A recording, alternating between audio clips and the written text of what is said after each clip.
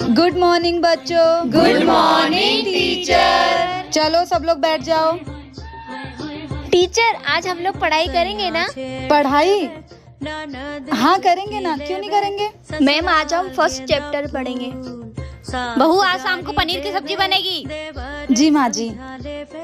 नहीं, आज हम लोग फर्स्ट चैप्टर नहीं पढ़ेंगे। इन बच्चों में से किसी न किसी को तो आता ही होगा। आज हम लोग पढ़ेंगे कि मटर पनीर कैसे बनाते हैं।